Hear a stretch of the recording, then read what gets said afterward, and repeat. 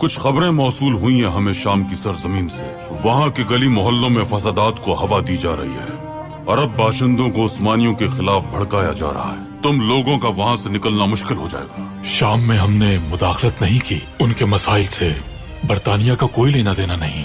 آپ بحیثیت خلیفہ کمزور ہوتے جا رہے ہیں، جس کی وجہ سے ہم پر الزام لگا رہے ہیں۔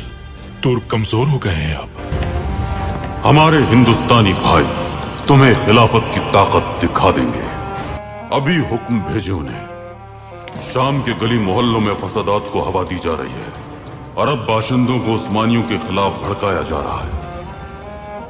مسئلہ کیا ہے؟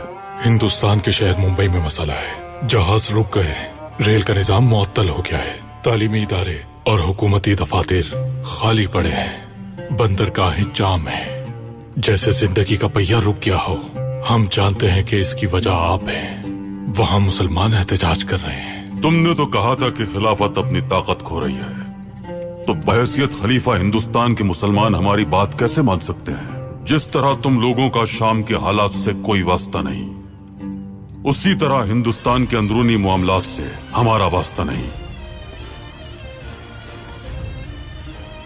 مسلمانوں کے خلیفہ کا ان کے لیے حکم ہے، احتجاج کو دوسرے شہروں تک پھیلا دیا جائے، ہندوستانی مسلمانوں کو خبر کر دے بادشاہ، اگر برطانوی حکومت اپنی سازشوں سے باز نہیں آتی تو پھر ہم بھی جواب دیں گے۔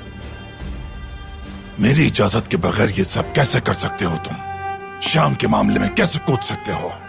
ایک اہم خبر ہے، جلدی بتاؤ۔ احتجاج ہندوستان کے کئی شہروں تک پھیل گیا ہے جناب۔ عبدالحمید اب حد سے بڑھ رہا ہے۔ اتنے مذہبی کارندے ہونے کے باوجود بھی تم عبدالحمید کی قوت کا اندازہ نہیں لگا سکے۔ کیسے کر سکتے ہو تم اتنی بڑی غلطی؟ یہ منصوبہ گیترود بیل کا تھا، سفارت خانے کو اس کی خبر ابھی ہوئی۔ آخر یہ آپ کیا کر رہی ہیں؟ عبدالحمید نے ہندوستان میں زندگی روک دی ہے، اگر میں مداخلت نہ کرتا تو حالات اور بگڑ جاتے۔ اگر ایک دن کے لیے بھی ہندوستان برطانیہ کے ہاتھ سے نکل جائے تو جانتی ہے نا کیا ہو سکتا ہے؟ میں شام کی سرگرمیاں ختم کر رہا ہوں۔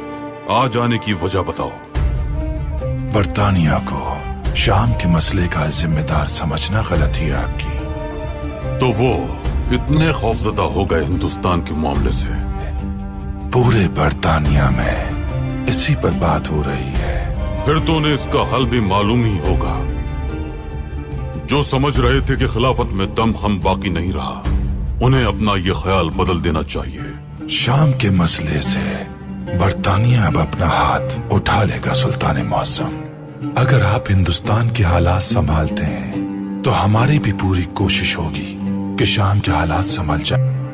ہندوستانی مسلمانوں کا احسان رہا ہے ہم پر، انہوں نے کبھی ہمیں تنہا نہیں چھوڑا۔ آپ نے بھی ان کا ساتھ کبھی نہیں چھوڑا۔